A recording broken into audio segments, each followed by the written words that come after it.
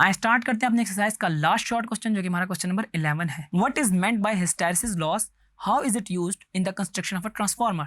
Hysteresis loss को हमने अपने ट्रांसफार्मर वाले टॉपिक में पढ़ा जब हम लॉसेस पढ़े थे, जिसमें हमने एडी करंट लॉसेस और इसके अलावा भी हमने हिस्टैरिसीस लॉस को काफ़ी डिटेल में देखा था। हिस्टैरिसीस लॉस में क्या होता है कि हमारे पास जो वाइंडिंग के अंदर मैग्नेटाइजेशन या डीमैग्नेटाइजेशन हो रही होती है, हम उसके प्रोसेस को एक्सप्लेन कर रहे होते हैं। तो आपने पेपर में इसको ऐसे एक्सप्लेन करना है कि the area of hysteresis loop is the measure of energy required to magnetise and then to demagnetise a magnetic material.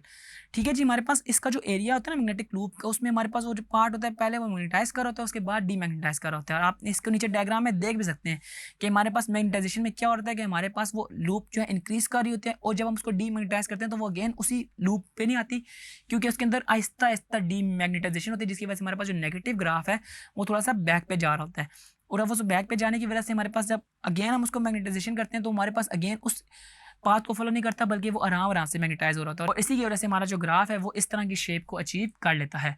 तो अगर आपके पास पेपर में हिस्टैरिसीस लॉस का क्वेश्चन है तो आपने इसको बताना है कि हमारे पास इसका वर्क कैसे हो रहा होता है, और उसमें हमारे पास कैसे मैग्नेटाइजेशन पहले प्रोसेस में, फिर डी मैग्नेटाइजेशन, और फिर अगेन मैग्नेटाइजेशन और डीमैग्नेटाइजेशन हो रही होती है। तो आई होप आपको ये क्वेश्चन समझ आया होगा, और इसी क्वेश्चन के साथ हमारे एक्सरसाइज के सारे शॉर्ट क्वेश्चन कंप्लीट होते हैं।